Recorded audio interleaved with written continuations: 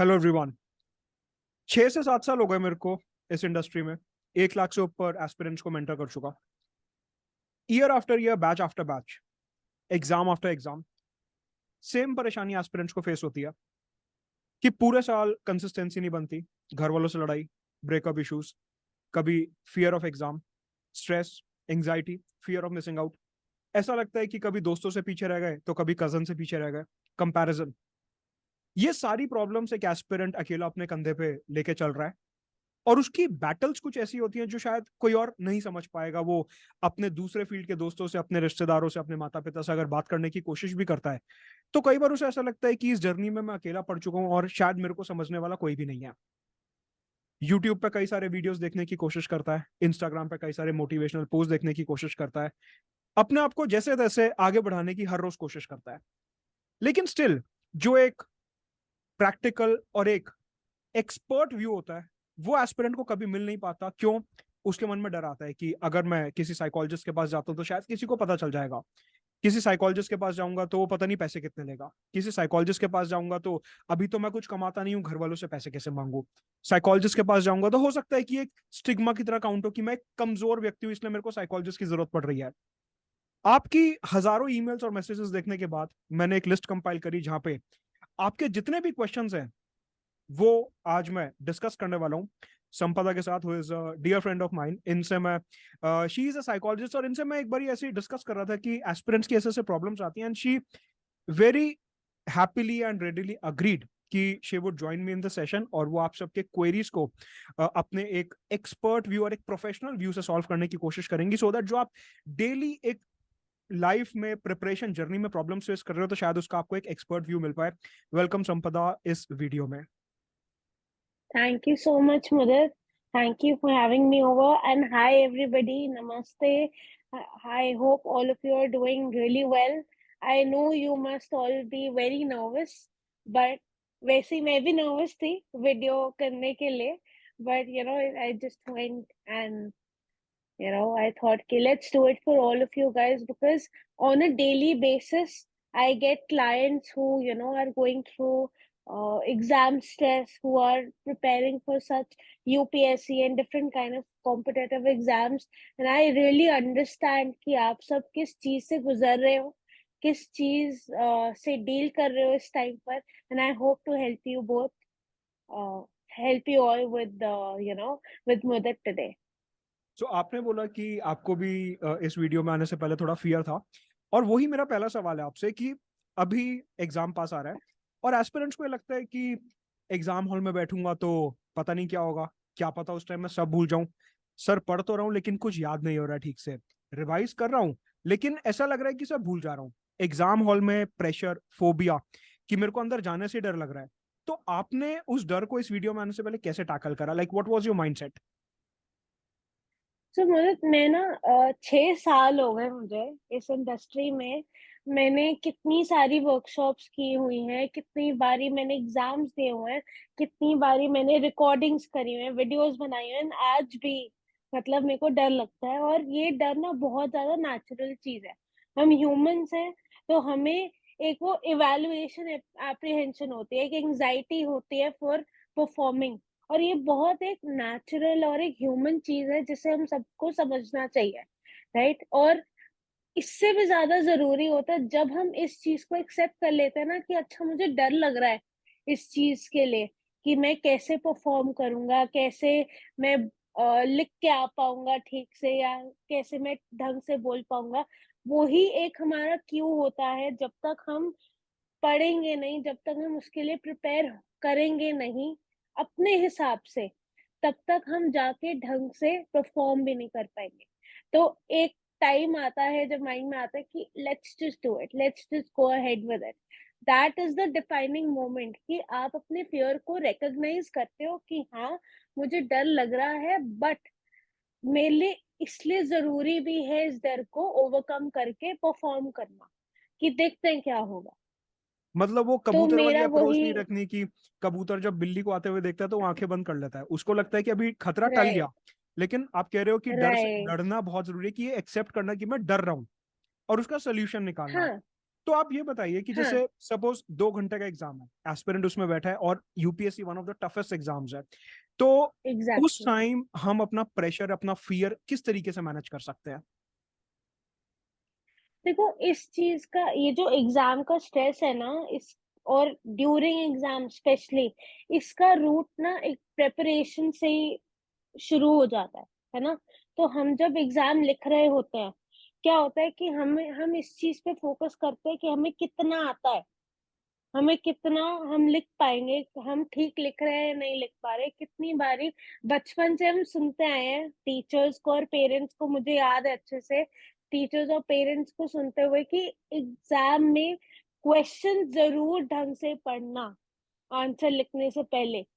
कितनों के साथ ऐसा होता है कि वो इस चीज को सोचने में कि वो आंसर्स ढंग से कर पा रहे हैं या नहीं, या फिर वो ढंग से उनके सारे के सारे आंसर्स हो जाए ताकि वो पास हो जाए, इस पे इतना फोकस करते हैं कि एक एक क्वेश्चन पे मतलब ध्यान से पढ़ना या फिर एक एक क्वेश्चन पे एट दैट टाइम फोकस करना भूल जाते हैं।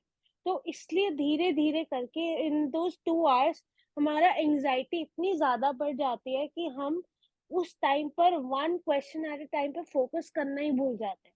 जब मैंने अपने क्लाइंट से, एक दो क्लाइंट से मैंने पूछा, डिटेल में पूछा कि क्या हुआ था एग्जाम के टाइम पे, तो उन्होंने मुझे यही आंसर दिया कि मैं इतना ज्यादा सोचने लग गया कि मैं पास होऊंगा या नहीं होऊंगा, फिर से पूरा साल रिपीट करना ना पड़ जाए, फिर से पूरी प्रिपरेशन करनी ना शुरू कर पाए, या फिर मतलब फॉलो अप कर पाए नहीं। उस टाइम पे जो उनका 2 घंटे हैं, उनमें उसमें एनर्जी लगाने में वेस्ट करती है। और उसकी वजह से कहीं ना कहीं अब जब वो देखता है कि हाँ, मेरे को उस टाइम पर उस क्वेश्चन पर उस जगह पे फोकस करना बहुत जरूरी था ताकि जितना भी मुझे आता है मैं उतना लिख पाऊँ। तो ये हमारे लिए बहुत ज़रूरी है।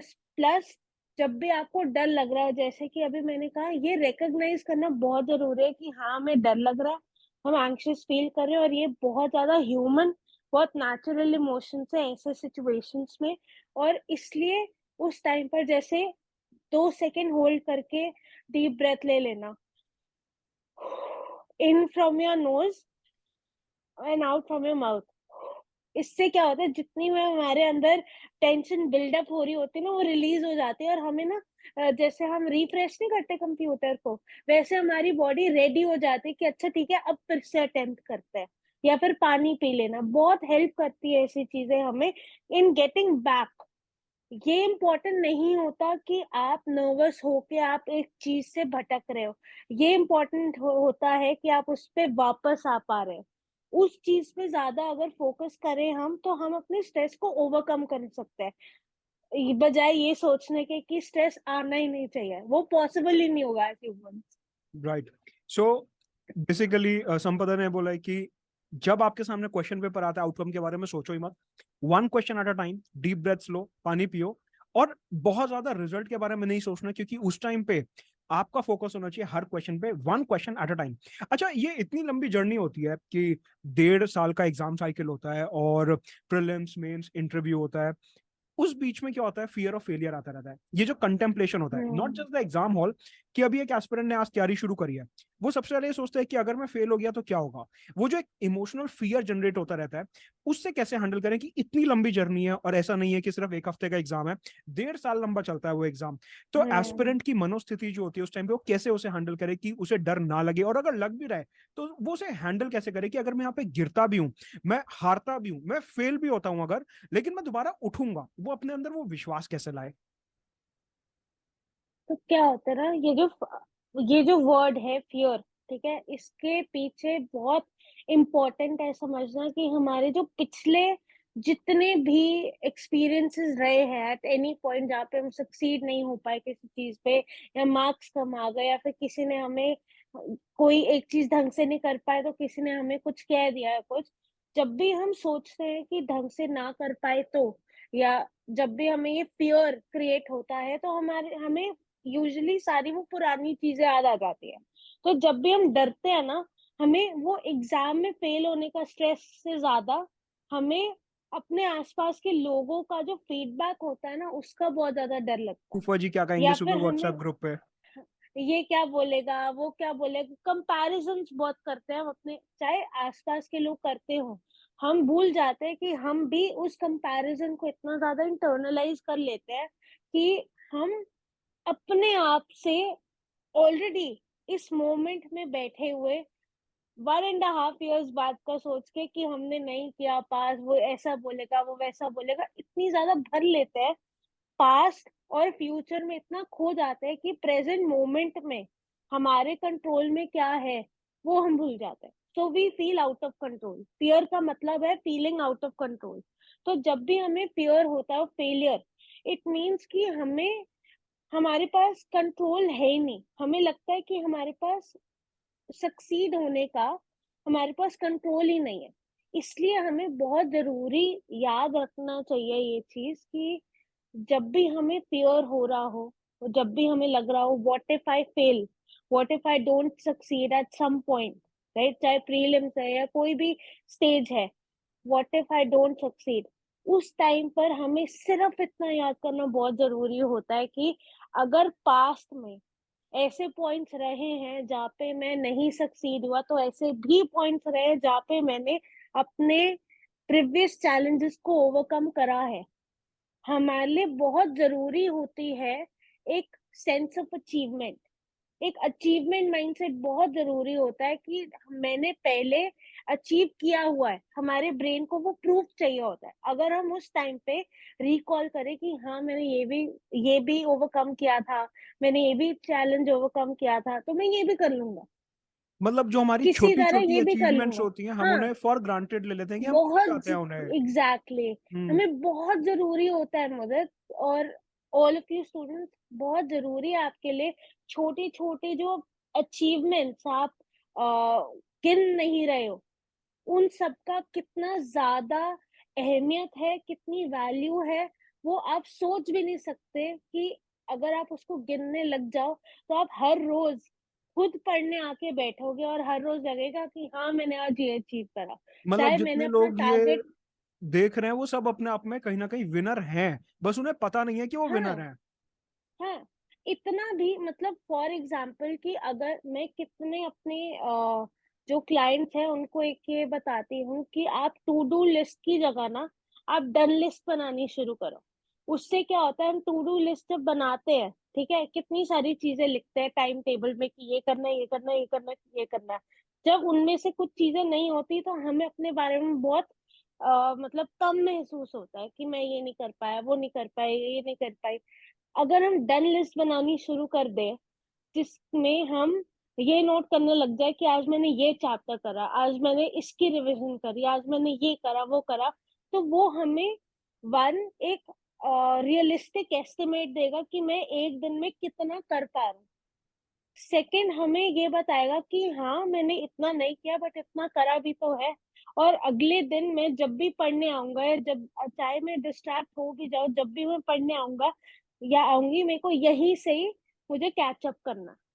तो बहुत जरूरी है वन, अपनी स्मॉल विंस को एक्नॉलेज करना। सेकंड, अपनी छोटी छोटी अचीवमेंट्स के बेसिस पे अपने आप को भी मोटिवेट करते रहना। मोटिवेशन का मतलब ये नहीं होता कि कोई पावर आएगी और आपको बोलेगी कि जा पढ़, ऐसा नहीं होता। मोटिवेशन का मतलब सिर्फ इतना है कि आपके पास एक मोटिव होता है कि मेरे को ये एग्जाम क्लियर क्यों करना है, और वही आपको ड्राइव करके लेके जाता है आगे कि हाँ, इस चीज को अचीव कर। तो ये हमें समझना बहुत इम्पोर्टेंट है, हमारी खुद की सेंस ऑफ अचीवमेंट ही हमें आगे लेके जाती है, और यही एंटीडोट है फियर ऑफ फेलियर के लिए। समझ रहे हो, दीवारों पे पोस्टर लगाने से मोटिवेशन नहीं आएगा कि सिग्मा एंट्री वाले वीडियो देख लिए तो पुतिन को चलते हुए देख लिया, टॉपर एंट्री देख ली तो उससे मोटिवेशन नहीं आएगा। थोड़ा जो एस्टैब्लिश प्रोसेस है उसको फॉलो करो, अपने आप आपका पढ़ने का मन करेगा। आपने बहुत अच्छी बात यहाँ पे उठाई कंपैरिजन की। एस्पिरेंट्स, हम्म। यूपीएससी एक ऐसी जर्नी है जहाँ पे जो एस्पिरेंट्स होते हैं उनको दूसरे से कंपैरिजन आते आते हैं, क्योंकि एस्पिरेंट्स क्या कर रहे हैं, अभी घर में बैठे हैं, कमरे में बंद है, दुनिया से कट ऑफ है। लेकिन कहीं ना कहीं ह्यूमन नेचर होती है कि एक बार देख लें कि मेरा दोस्त कहाँ पे जॉब कर रहा है, अच्छा वो तो कैलिफोर्निया चला गया, इसकी गूगल में जॉब लग गई, उसका इतने का पैकेज है, मैं तो अभी कुछ नहीं कमा रहा, उसकी तो वीकेंड पार्टी सीन्स चल रहे हैं, मैं यहाँ पे वीकेंड पे लक्ष्मीकांत स्पेक्ट्रम हिस्ट्री वगैरह पढ़ रहा हूँ। तो ये जो कंपैरिजन होता है और उससे जो अपना एक नेगेटिव लूप बन जाता है, उससे कैसे टैकल करें? प्रॉब्लम क्या है ना कि पहले कंपैरिजन का जो मीडियम होता था वो होते थे parents, relatives and so on, है ना। अब होता है कि हम देखते हैं सोशल मीडिया पे, हम उनकी लाइव देखते हैं सोशल मीडिया पे कि वो क्या पोस्ट डाल रहे हैं, कहाँ पे है, क्या कर रहे हैं। कोई भी ना अपनी बैक स्टोरी नहीं बताता। हम सिर्फ उनके प्रोफाइल को देख रहे हैं, जो वो चीज दिखाना चाह रहे हैं। चाहे तो हम भी जाके हम फैंसी पिक्चर्स डाल सकते हैं, पीछे से हम सफर कर रहे हो, पढ़ाई कर रहे हो, कुछ भी कर रहे हो, वो हमारे ऊपर है ना। बट हम ऑफन जज करते हैं उनकी लाइफ को based on what they show to us. तो जैसे वो यूएस चला गया, या उसको यहाँ पे जॉब मिल गई, वहां पे जॉब मिल गई, हमें बैक स्टोरी नहीं पता।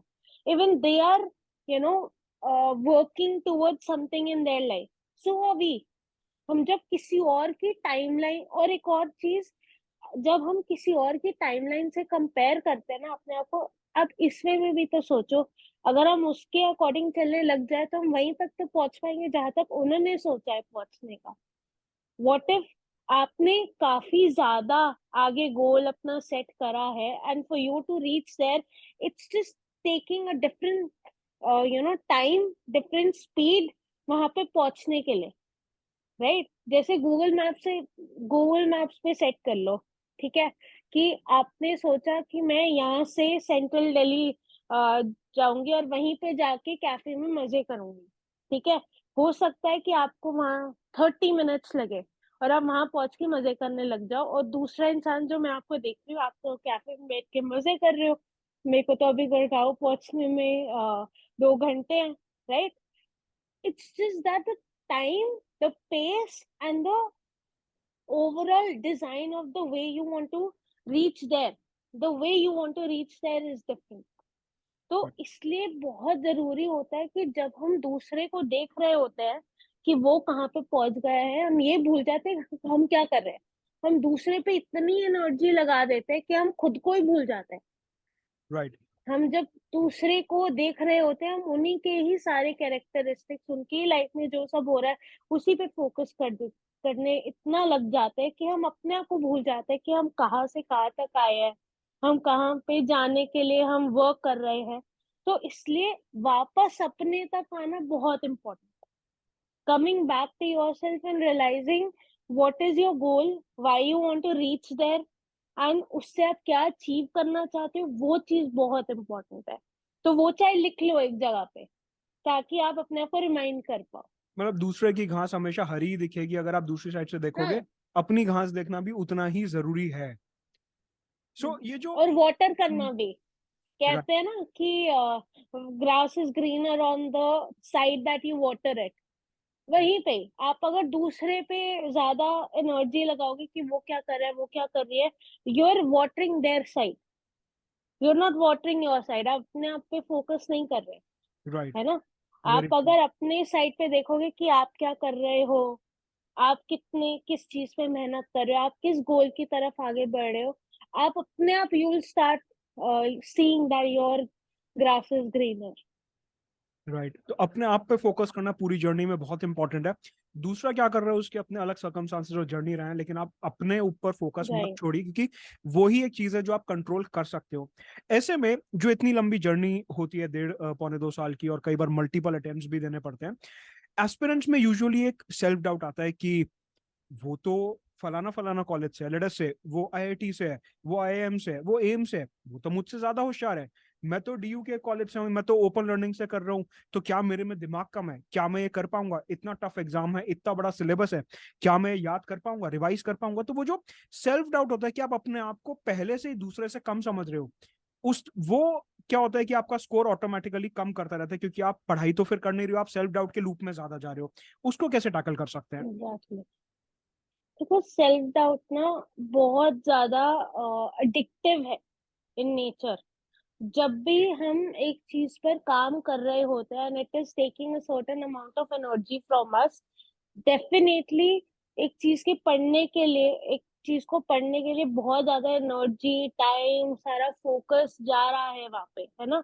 और हम इंसान है, हमें और भी चीजें करने का मन करता है, हमें एंटरटेनमेंट चाहिए अपनी लाइफ में, हमें मजे करने हैं, सब करना है, आई अंडरस्टैंड। प्लस जिस एज में आप सब प्रिपेयर कर रहे हो यूपीएससी के लिए, डेफिनेटली आप देख रहे हो कि बाकी सब तो कितने मजे कर रहे हैं। वही चीज हो जाती है कि सेल्फ डाउट ना एक काइंड ऑफ ब्लेम होता है कि क्योंकि वो सब बेटर कॉलेज से है, उनके लाइफ में बेटर ये है, बेटर वो है, तो कहीं ना आप अपने अपनी जो फीलिंग है ऑफ फियर, उस चीज को बदल के, रादर देन टेकिंग रिस्पॉन्सिबिलिटी और एक्शन फॉर इट, आप कहीं ना कहीं आप उस चीज को अपने ऊपर एक एडिक्टिव वे में सेल्फ पिटिंग करना शुरू कर देते हो, उसको हावी और होने देते वो हैं अपने चीज आपको ऊपर। रोकती है। वो राइट। चीज आपको रोकती है। आई नो ये बहुत मतलब ये एक ऐसी चीज है जो कोई सुनना नहीं चाहता, और ये ऐसी चीज है जो मतलब हर कोई करता है एट सम और the other point. The day you understand कि करना मेरे को ही पड़ेगा, चाहे मेरे को डाउट हो रहा है अपने आप पे, कोई और मेरे लिए आके इस चीज को नहीं पढ़ सकता, नहीं बेटर कर सकता, no matter where I am from. कितनी स्टोरीज सुनते हैं हम कि ऑटो ड्राइवर वाले की जो बेटी है वो मतलब उन्होंने पास कर लिया इतने अच्छे मार्क्स से, या फिर स्ट्रीट लाइट्स में पढ़ के। ये उस वे में नहीं है कि आप उन्होंने देख लिया, कर लिया, देखो आप भी कर सकते हो, उस वे में नहीं है। बहुत सारे लोग होंगे जो बहुत अच्छे बैकग्राउंड से भी हैं। व्हाट मैटर्स इज कि आपकी कितनी कमिटमेंट है, और आप किस हद तक रिस्पॉन्सिबिलिटी लेने के लिए रेडी हो अपने ऊपर कि हाँ, मुझे ये चीज करनी है, मुझे पास होना है, इवन इफ मैं अभी नहीं हो रहा।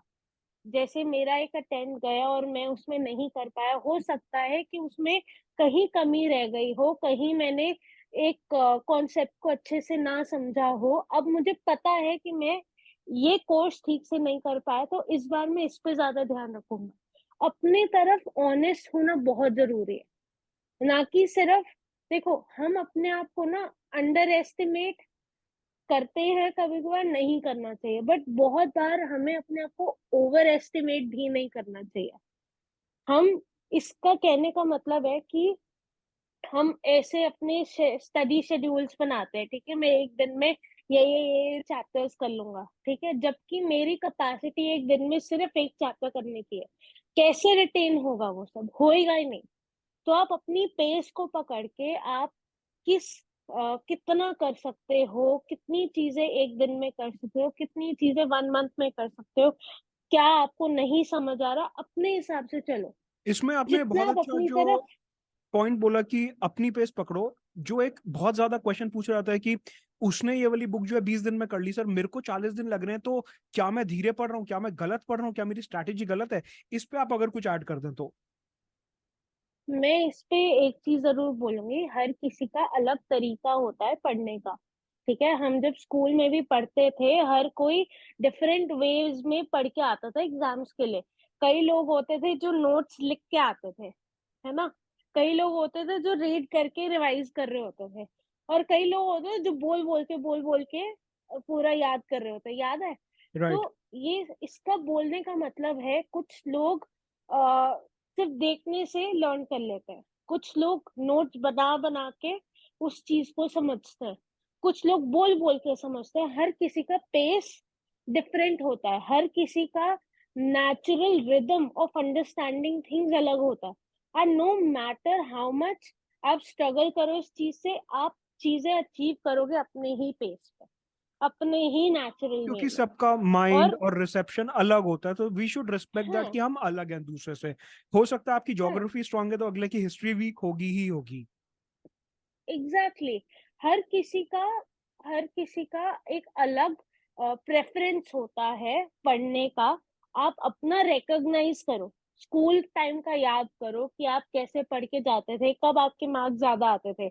आप जब नोट्स बना के जाते थे तब मार्क्स ज्यादा आते थे, या फिर बोल बोल के पढ़ रहे तब ज्यादा मार्क्स आते थे।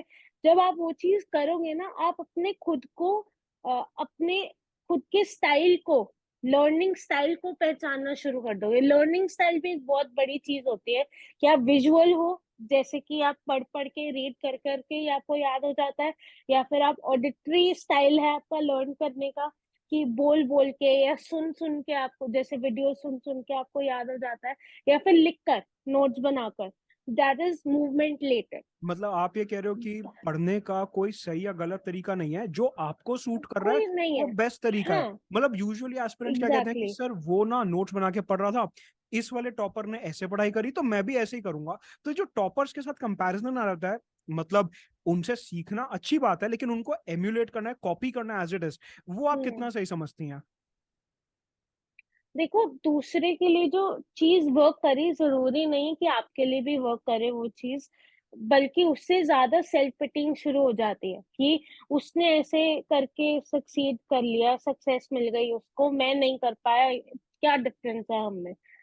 डिफरेंस सिर्फ इतना है कि उस इंसान ने अपना वे ऑफ लर्निंग, किस किन चीजों पे ज्यादा उसका फोकस है, कितनी किस सब्जेक्ट पे प्रेफरेंस है, वो चीज जान ली, आपने नहीं जानी। आप दूसरों पे फोकस करते रह गए कि वो क्या कर रहा है, उसने कैसे पढ़ा। आप वहां पे ज्यादा अपनी एनर्जी व्यक्त कर रहे हो। अब एक सोचो कि आप एक दिन में आपके पास सिर्फ 100 GB वर्थ ऑफ एनर्जी है, ठीक है, और आप उसमें, मतलब most of the energy you are spending on focusing on different people, what they are doing, what they are doing. आपके पास अपने लिए पढ़ने के लिए कितनी बच जाएगी? सोचो, 1 GB बच गई, क्या राइट। करोगे फिर? डिफरेंस ये है कि वो दूसरा इंसान पूरी 100 की 100 GB अपने ऊपर लगा रहा है, और आप थोड़ी सी इधर दे रहे हो, थोड़ी सी उधर दे रहे हो, कि ये क्या कर रहा है, वो तो क्या हम कर रहा है, पहले कहाँ रिजर्व भी में चल एनर्जी रहे हैं, लग रही है। बेसिकली हम पहले रिजर्व में चल हाँ। रहे हैं। राइट। हाँ, आपको अपनी एनर्जी अपने लिए बचानी है। सो ये जो आपने बात करी एनर्जी की, और कि हमारे पास अगर 100 GB की एनर्जी है तो वो पूरी अपने काम में लगानी है, यहां से मेरा एक सवाल ये उठता है कि हम विराट कोहली का नाम सुनते हैं तो हमारे दिमाग में कंसिस्टेंसी आती है हम्म। कि हर मैच में 50 हम्म। 100 50 100 मारना ही है। तो एस्पिरेंट्स के साथ प्रॉब्लम ये आती है संपदा कि सर हम आज पढ़ लिए 12 घंटे, कल छुट्टी ली, फिर 3 दिन लगातार ब्रेक आ गया, उसके बाद एक दिन पढ़ने बैठे, फिर दोबारा ब्रेक आ गया, तो वो जो कंसिस्टेंसी है ना वो नहीं बन पा रही है। या फिर अगर पढ़ाई करने बैठ भी गए तो डे ड्रीमिंग होने लगती है कि मैं ऑफिसर बन जाऊंगा तो मेरे पास ये वाली गाड़ी होगी, मैं ऐसे करूंगा, मैं वैसे करूंगा। तो ये एक तो कंसिस्टेंसी, और जब पढ़ने बैठ रहे हो तो पूरा फोकस उधर किताब में, कॉन्सेप्ट में कैसे लगाएं, ये दो चीजों के ऊपर आपकी मैं राय जानना चाहूंगा। बहुत अच्छा क्वेश्चन है ये मुझे, और इस चीज के पीछे ना बहुत बड़ा इंसाइट मेरे को मिला था जब मैं स्कूल में एज अ टीचर, पहले एज अ स्टूडेंट रह चुकी हूँ, उसके बाद I got to be on the other side as a teacher as well. That's when I actually realized it. Plus, with so many years of working with clients, कि हम जब भी काम करने की कोशिश कर रहे होते हैं किसी चीज पर, या पढ़ने की कोशिश कर रहे होते हैं, हमारे आसपास इतना ज्यादा मतलब प्रेशर डाला जाता है ना, कि इतने घंटे काम करो, इतने घंटे पढ़ो, इतने घंटे ये करो, वो करो, लगातार। वो पॉसिबल ही नहीं है। मतलब रिसर्च तक कहते हैं कि हमारा ब्रेन नेचुरली शट डाउन हो जाता है आफ्टर 20 to 25 मिनट्स। हमारे स्कूल में 30 मिनट्स के पीरियड्स क्यों होते थे पता है? क्योंकि हम बच्चों की max to maximum attention span 30 minutes ही हो सकती है, उससे ज्यादा हो ही नहीं सकती। हम क्या करते हैं कि हम 5-6 घंटे पढ़ेंगे लगातार, वो पॉसिबल ही नहीं है, इसलिए तो हम डिस्ट्रैक्ट होके हम वापस नहीं आना चाहते। जैसे आप शेड्यूल बनाते हो पढ़ने का, वैसे ही try to schedule that relaxing time पढ़ाई के बीच में। मतलब कि पानी अपने पास ना रख के, जैसे पढ़ते पढ़ते लग रहा है कि थक गए, माइंड इधर उधर जा रहा है, उठो, किचन जाओ, पानी पी के आओ, फिर वापस आ जाओ। ओके। वन, रिलैक्स भी हो जाओगे, हम्म। आसपास घूम भी पाओगे, फिर वापस आके जब रेडी होगे तब पढ़ पाओगे। हम डिस्ट्रैक्ट इसलिए होते हैं क्योंकि हम फोकस अब कहीं और करने लग जाते हैं जो हमें और फैंसी लग रहा है। डिस्ट्रैक्शन का मतलब सिर्फ इतना होता है कि हम फोकस कहीं और करने लग जाते हैं, हम्म। क्योंकि कुछ चीजें उनमें से हमारे लिए इम्पोर्टेंट होती हैं, अगर हम सिर्फ अपने आप को ओवर एस्टिमेट करके बोलेंगे कि मैं इतने इतने घंटे पढ़ूंगा, और जब हम वो नहीं कर पाते हम उस चीज से डिस्करेज हो जाते हैं। तो इसलिए सबसे पहले अपना टाइम जानना कि मैं एक स्ट्रेच में कितना पढ़ सकता हूँ या पढ़ सकती हूँ। सेकंड, छोटे छोटे बीच में ब्रेक्स रखना बहुत इंपॉर्टेंट है। जब बल्कि 1 आवर का ब्रेक भी रखो चाहे बीच में, बहुत इंपॉर्टेंट है। वो सिर्फ लेजर के लिए रखो, चाहे अलार्म लगा लो फोन पे। जब हम उस चीज को नहीं शेड्यूल करते हैं बीच बीच में, तो क्या होता है कि हमारा मन करता है कि जैसे ही हमें ब्रेक मिले ना, हम उन बाकी चीजों पर टूट पड़े एकदम। बस हम बाकी चीजों का we don't get enough of. मुझे बाहर भी जाना है, मेरे को मन ही नहीं कर रहा, अच्छा मैं ये टीवी सीरीज देखने लग गया तो मेरा मन ही नहीं कर रहा इस चीज को छोड़ने का। या रील स्क्रॉल जबकि हमें करता रहूंगा रात भर और उस तरीके हाँ, से। रील स्क्रॉल कर, क्योंकि मेरे को मिला ना नहीं, मैं एक ही बार सुबह जब पढ़ने बैठूंगा तब तो मेरे को पढ़ना ही है, तो ठीक है मैं अभी कर लेता हूँ। राइट। बीच में चाहे फोन का भी टाइम रखो, हाफ एन आवर, चाहे रील स्क्रॉल करने का भी टाइम रख लो। आपको पता होगा जब एक चीज की, जैसे शुरू से बचपन से कहते हैं ना कि अगर आप एक चीज को जितना ज्यादा रोकोगे उतना ज्यादा उस बच्चे को करने का मन करेगा। है ना? राइट। सोचो कि आपका आपके अंदर एक बच्चा है, जितना आप अपने आप को एक रोकोगे ना उस चीज को करने के लिए, उतना ज्यादा मन करेगा कि मैं वही करूँ। तो ये है जो ना? बोलते हैं कि मैं सर सोच, कमरे में बंद होके बैठ गया, डिस्कनेक्ट कर लिया और सारी चीजें छोड़ दी, तो वो गलत है। आप इंसान हो, plus you are living in 21st century. आपके आसपास कितनी डिस्ट्रैक्शंस है, क्या ये पॉसिबल है? आप अपने आप से सच पूछो, नहीं पॉसिबल है। इसलिए अपने आप को उस चीज से एकदम अलग मत करो। हाँ, वो जो 2 आवर्स या 3 आवर्स का टाइम है, आपको लगता है कि आपको इसमें पढ़ना है, उसमें अपने आसपास डिस्ट्रैक्शंस कम कर लो। जैसे फोन हमारे आसपास बजता है, नोटिफिकेशंस बजती है, तो हमारा नेचुरली मन करता है, that's what the notifications are design for. Notifications बंद कर ली या फिर फोन 1 घंटे के लिए बाहर रख दिया एयरप्लेन मोड पे या कुछ, फिर उसके बाद जाके देखो ना, आफ्टर 2 आवर्स देखो, अलार्म लगा लो कि मैं 1 घंटे मैं रील्स या कुछ भी करूंगा जो मेरा मन करेगा, उसके बाद मैं वापस आके पढ़ूंगा। सो बहुत ब्रेक्स आर जरूरी वेरी है इंपॉर्टेंट इन बिटवीन। खुद के कंट्रोल में। आप अपने ब्रेक्स के भी कंट्रोल में रहेंगे अगर आप खुद उनको प्लान करेंगे। ऐसा नहीं होगा कि आपको बहुत दिन तक मन करेगा कि मैं यही करते रहो और मैं वापस पढ़ूंगा। जब आप ऑलरेडी बीच में वो सारी चीजें कर रहे होगे, आपका नेचुरली आपका एक रिदम सेट हो जाएगा कि अच्छा ये टाइम मेरा स्टडी का है, ये टाइम मेरा खाने का है, ये टाइम जैसे फोन पे लगने का है, ये टाइम मेरे पेरेंट्स के साथ का है। सब करो। ऐसा नहीं है कि आपको अपनी लाइफ के किसी पार्ट को कॉम्प्रोमाइज करना पड़ेगा। उससे कंसिस्टेंसी भी बनेगी। हाँ, राइट। कंसिस्टेंसी इसलिए ऐसे बनेगी भी। कंसिस्टेंसी का मतलब ये नहीं होता कि आप इतने घंटे हर रोज पढ़ो। आप 12 घंटे एक दिन पढ़ लोगे, फिर उसके बाद 2-3 दिन नहीं पढ़ पा रहे, उसका क्या मतलब? राइट। उसके उसके वो थोड़ी कंसिस्टेंसी होती है। और हर रोज 12 घंटे देना पॉसिबल ही नहीं है। वही सोचो कि अगर आप 4 घंटे हर रोज दे सको तो, या 2 घंटे भी हर रोज दे सको तो, दैट इज कंसिस्टेंसी। क्योंकि आप उन 2 आवर्स में वन एक हैबिट बना रहे हो उस टाइम पे पढ़ने की। सेकंड, आप एक हैबिट क्रिएट कर रहे हो। अब आप अपने न्यूरल पाथवेज खुद क्रिएट कर रहे हो, एक हैबिट क्रिएट कर रहे हो कि मेरे को इस टाइम पे पढ़ना ही पढ़ना। तो वो नेचुरली वो चीज आएगी, चाहे राइट। वो 2 घंटे क्यों ना हो। राइट। तो हमने कंसिस्टेंसी की बात करी और ये देखा कि किस तरीके से हमारी डन लिस्ट होनी चाहिए, हमने क्या क्या कर लिया।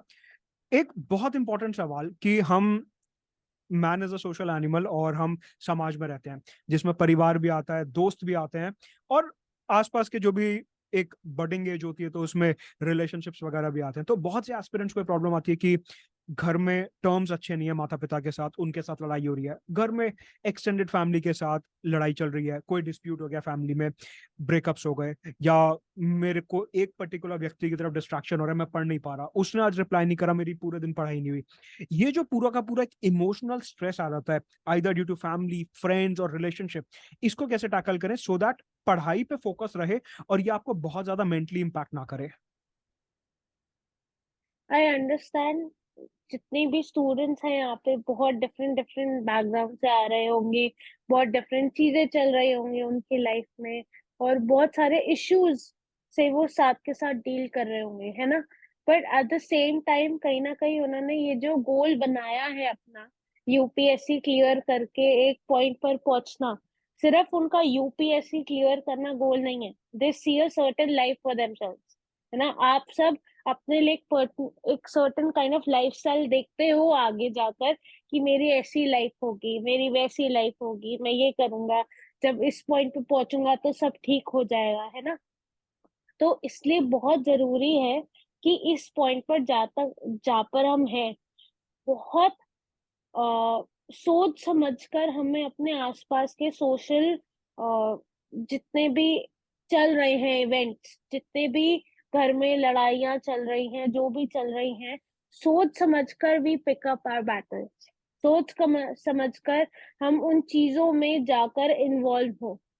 जितने भी रिलेशनशिप्स होते हैं, अगर तो हमें एक अंडरस्टैंडिंग पार्टनर, अंडरस्टैंडिंग फ्रेंड्स मिल जाए, कि उनको पता हो कि हम अपनी स्टडीज के लिए प्रिपरेशन में बहुत ज्यादा जुटे हुए हैं, बहुत ज्यादा उसमें फोकस कर रहे हैं, और उनको हम एक सर्टेन टाइम दे सकते हैं, है ना, अपने दिन का, तो बहुत अच्छी बात है।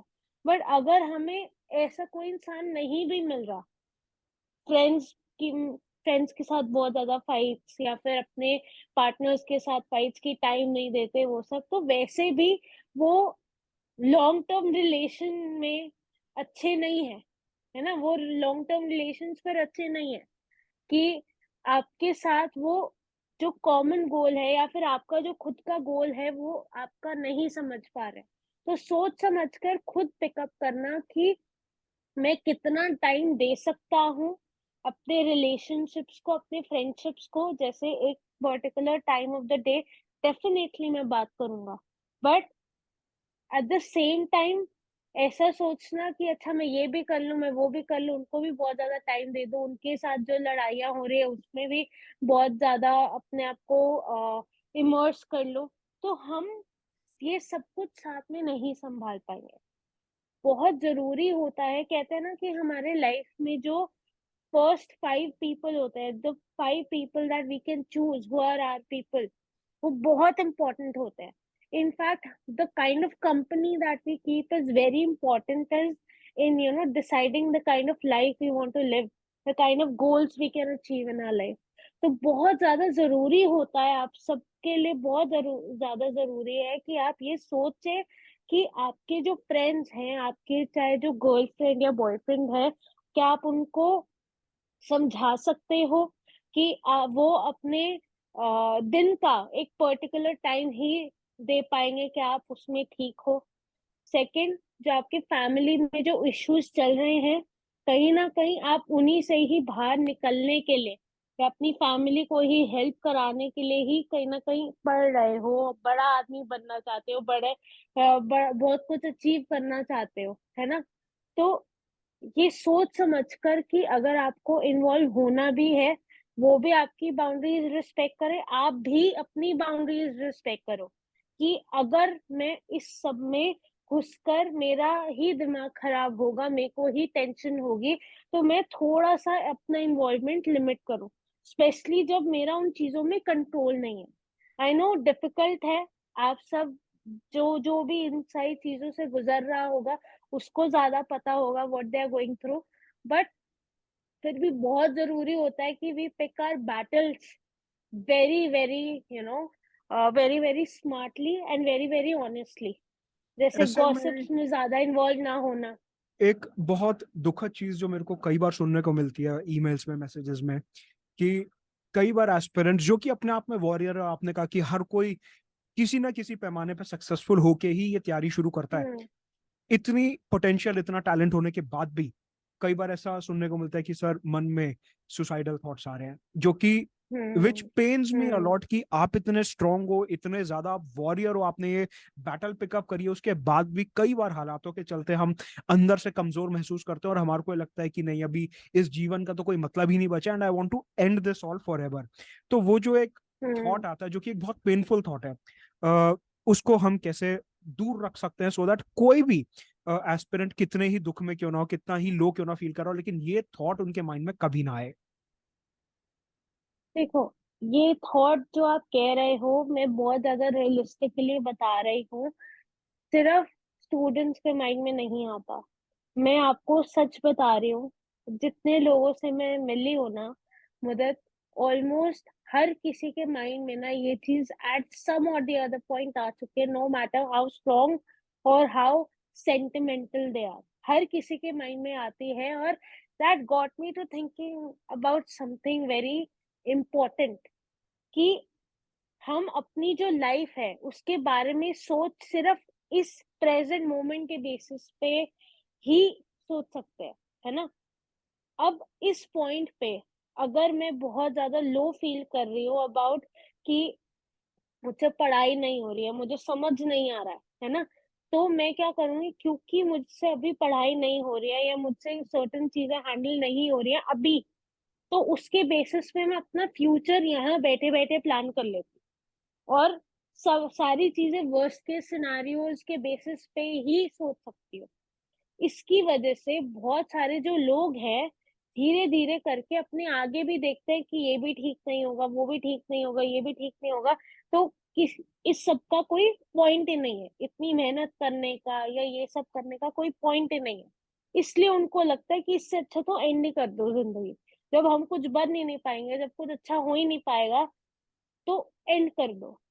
हम भूल जाते हैं ये चीज कि ये जो फीलिंग है या ये जो हमारी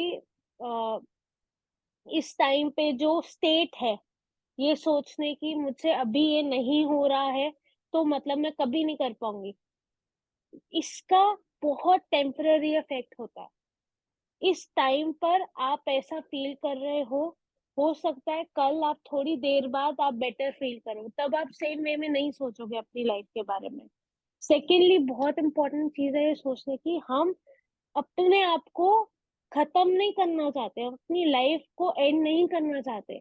हमें सुसाइडल आइडियाज इसलिए आते हैं क्योंकि हम different kind of life live करना चाहते हैं, और क्योंकि हमें डेथ के बारे में ज्यादा कुछ नहीं पता है, ना कोई हमें इन्फॉर्म करता है ना कुछ, तो हमें ना बहुत ज्यादा एक मिस्टिकल चीज लगती है कि if we go towards that, maybe on the other side we'll be able to have a better और चांस, प्रॉब्लम्स बेटर लाइफ खत्म हो एंड सो जाएंगी ऑन। सारी। हाँ, वो नहीं होता। हमें क्या पता लाइफ के बियॉन्ड क्या है, वो that is a different discussion altogether, वो थोड़ा मेटाफिजिकल फिलोसफिकल चली जाती है। But whenever we talk about wanting to die or having suicidal ideas, it is actually because we don't want to live this kind of life, we want a different kind of life, right. जो कि हमें याद रखनी चाहिए है कि just because अभी we're not able to do something doesn't mean कि हम कल भी वो ability नहीं गेन कर पाएंगे, है ना। राइट। जैसे एक सेकंड स्टैंडर्ड के स्टूडेंट को अगर आप फिफ्थ स्टैंडर्ड का आप सिलेबस दोगे, वो नहीं कर पाएगा ना। बट जैसे जैसे वो आगे बढ़ेगा, एक्सपीरियंस करेगा डिफरेंट ग्रेड्स, वो वहां तक पहुंचेगा। वैसे ही धीरे धीरे आप ही अपनी लाइफ को उस लेवल तक लेके जा सकते हो, आप चेंज कर सकते हो। जस्ट बिकॉज अभी आपको लो फील हो रहा है, आप ये सोचो कि इसका मतलब ये नहीं है कि you're feeling वेरी लो, आपको ऐसा ही लगेगा, आपको डिप्रेशन है या ये है। डिप्रेशन बहुत एक्सट्रीम चीज होती है, ठीक है, वो डिसऑर्डर होता है। जस्ट बिकॉज एक तो बहुत ज्यादा ये भी इम्पोर्टेंट है मदद, कि हम अपनी लो स्टेट्स को जब भी हम वरी कर रहे हो, जब भी हमें एंग्शियस फील कर रहे हो, मैं हर क्लाइंट को बोलती हूँ, इसका मतलब ये नहीं है कि आप डिप्रेस्ड हो। ये मत बोलो कि आपको ओसीडी है या फिर आपको एंजाइटी है, आपको ये है। ये सारे नॉर्मल इमोशनल स्टेट्स है जो हर किसी को होती है। हम हमें वो स्टेट्स मोमेंटरली फील होती हैं, उसके बाद वो गुजर जाती है, फिर हमें और भी चीजें फील होती है। हम अपने आप को अगर लेबल करने लग जाएंगे इस वे में कि अगर मेरे को लो फील हो रहा है तो मतलब मैं डिप्रेस्ड हूँ, अगर मेरे को वरी हो रही है, अगर मेरे को टेंशन हो रही है, बहुत ज्यादा ओवरथिंकिंग हो रही है, तो मतलब मेरे को एंग्जाइटी है, और एंग्जाइटी के चलते मैं कैसे करूंगा या करूंगी। तो ये चीजें भी हमें रोकती हैं, हमें अपने आप को जजमेंट करने से रोकना चाहिए, और अभी जो हम फील कर रहे हैं उसको एक्सेप्ट करके अपने पेस के अकॉर्डिंग, आज नहीं हो रहा कल फिर से ट्राई करेंगे। मतलब आप ये कह रहे हो कि अगर हम आज किसी अच्छे हालात में नहीं है, या हम हमें ऐसा हम्म। लग रहा है हमारे पैमाने पे कि हम कहीं फेल हो रहे हैं, तो इसका मतलब ये नहीं है कि जिंदगी ही फेलियर है, ये सिर्फ एक दौर है जो गुजर जाएगा हाँ, कभी ना कभी। हाँ, ये मोमेंट है, ये दिन शायद अच्छा नहीं चल रहा आपका, आपको थोड़ा रेस्ट की जरूरत है आपकी बॉडी को, आपको हो सकता है आपको अच्छा नहीं लग रहा किसी इमोशनल लेवल पे, किसी और रीजन की वजह से। हो सकता है कि कोई रीजन हो, है ना, जो आपके लिए बहुत इम्पोर्टेंट हो, वो आपके लिए नहीं फोकस करने का मतलब मन कर रहा है आपका। कोई बात नहीं, आप अपने आप को रेस्ट दो। जैसे मैंने बोला ना, टेक शेड्यूल ब्रेक्स, अपने आप को रेस्ट दो, उसके बाद ट्राई करो जब आपको बेटर फील हो। आप वैसे भी अभी तो पढ़ नहीं पाओगे, है ना, तो आप थोड़ा बेटर जब आपको अगले दिन जब आप उठते हो, अगर आपको बेटर फील होता है तब करो। अगर फिर भी आपको थोड़े दिनों तक ऐसा रहता है, आप साइकोलॉजिस्ट से मिल सकते हैं, आप मेंटल हेल्थ काउंसलर्स होते हैं, आपके कॉलेजेस में होते होंगे, आपके आसपास कम्युनिटीज या फिर एनजीओज होते हैं उनमें होते होंगे, प्रैक्टो पे जाओगे, गूगल पे जाओगे, हर जगह, हर बजट में प्रैक्टिस कर रहे हैं साइकोलॉजिस्ट, आप उनको उनके पास जाकर आप उनकी हेल्प सीख कर सकते हो कि मुझे ऐसा क्यों लग रहा है, मुझे राइट। इतने टाइम से इतना लो फील क्यों हो रहा है। They can help you, they can help you also understand why you're feeling low, they can also help you कि आप इस चीज को कैसे ओवरकम करो। क्योंकि हम जब अपनी जिंदगी को सिर्फ अपने यूपीएससी तक ही सीमित करेंगे, वो बहुत इनएक्यूरेट है, क्योंकि आपकी सपने कुछ और है। यूपीएससी आपके लिए सिर्फ एक माध्यम है, एक मीडियम है थ्रू विच आप वो लाइफ अचीव करना चाहते हैं, है ना। राइट। राइट। तो वैसे ही अपने बारे में ऐसे मत सोचो कि जस्ट बिकॉज मैं एक चैप्टर या एक इतने टाइम से नहीं अपना सिलेबस कवर कर पा रहा तो मतलब मैं नहीं कुछ कर पाऊंगा। हो सकता है प्रॉब्लम कुछ और हो रही है, हो सकता है आपके आसपास डिस्ट्रैक्शंस ऐसे हो जो आपको पढ़ने से या फोकस करने से रोक रहे हैं। जब भी आप पढ़ने बैठते हो आप कुछ और सोचने लग जाते हो सकता है कि उन चीजों को आप खुद से डील नहीं कर पा रहे, और उसमें कोई शर्म नहीं है। हमें जब फीवर होता है, कई लोगों के लिए होता है कि वो अपने आप चलो ठीक है आएगा चले जाएगा, कोल्ड होता है आएगा चले जाएगा। हम हमें जब कोल्ड 1 वीक तक रहता है, हम जाते हैं ना डॉक्टर के पास कि भाई दवाई दो, 3 दिन तक रहता है तो जाते हैं ना दवाई दो। वैसे ही साइकोलॉजिस्ट जो होते हैं वो आपके दिमाग के डॉक्टर होते हैं। जब आपको लो फील हो रहा है बहुत टाइम तक, आपकी मेंटली तबीयत ठीक ना लग रही हो, तो एक साइकोलॉजिस्ट के पास जाओ, वो आपकी हेल्प करेंगे। द काइंड ऑफ लाइफ आप अपने लिए इमेजिन करते हो, उसमें आपको जो भी ब्लॉक्स दिखते हैं उनको ओवरकम करने में हेल्प करेंगे आपको, ताकि जिस टाइप की लाइफ आप जीना चाहते हो आप वो चीज क्रिएट कर पाओ। ये राइट। बहुत इंपॉर्टेंट है राइट। समझना। तो ये जो आपने जिस नोट पे एंड करा, मैं यही कहूंगा कि स्ट्रेस, फियर, एंजाइटी कैसे टैकल करना है, हमने ये सब यहाँ पे देखा है। बट सुसाइड कभी भी एक ऑप्शन नहीं होता, तो आप कभी भी अपने दिमाग में वो नहीं आने दीजिए। फेज है, अगर लो फेज है तो वो निकल जाएगा। संपदा ये बताइए कि अभी तो हमने काफी सारे एफएक्यूज की बात करी है। अगर कोई व्यूअर, हमारे कोई एस्पिरेंट अगर आपसे डायरेक्टली कांटेक्ट करना चाहते हैं तो वो कैसे कांटेक्ट कर सकते हैं? आपका जो इनिशिएटिव है डी कोड लिविंग, अगर आप उसके बारे में एक बार बताएं तो।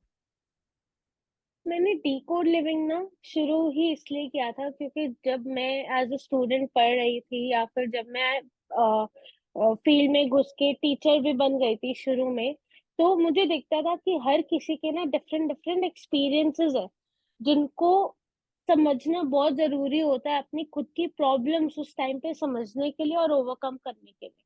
तो इसलिए मुझे चाहिए था कि मैं हर किसी को थेरेपी या फिर काउंसलिंग प्रोवाइड कर सकूं at the best of my capability.